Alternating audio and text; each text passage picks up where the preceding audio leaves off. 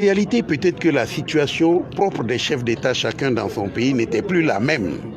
Ça a changé. M. Alassane Ouattara n'avait pas encore 10 ans, il ne voulait pas d'un troisième mandat. M. Alpha Condé n'avait pas encore 10 ans, il ne voulait pas d'un troisième mandat. M. Youssouphi venait d'arriver, il n'était pas en train de terminer son...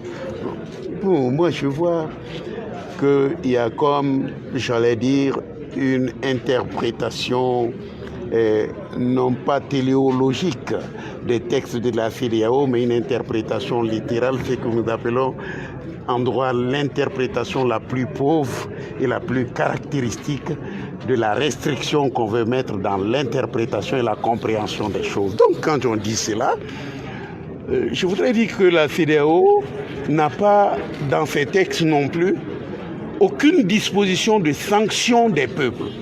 Pourquoi elle ne l'a pas? Parce que les peuples sont souverains. Les peuples sont souverains. Par contre, la CEDEAO a, en l'article 45 de ce protocole additionnel, la possibilité de sanctionner les gouvernements qui n'arrivent pas à faire la bonne gouvernance.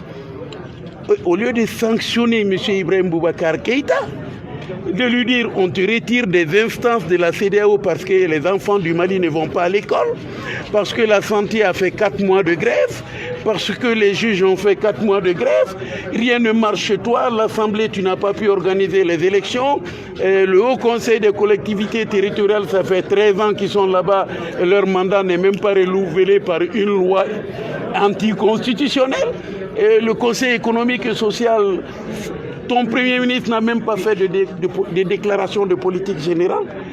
Au lieu de dire ça, M. Ibrahim Boubacar Keïta, pour lui dire, c'est vous qui êtes le symbole de la mauvaise, donc ne venez pas à nos réunions.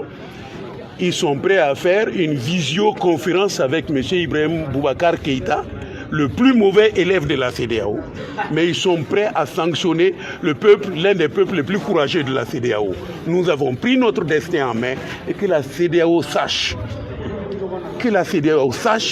qu'il est en marche un printemps ouest-africain, des peuples ouest-africains contre des gouvernements et leurs syndicats qui violent nos droits. Ça, c'est clair pour moi.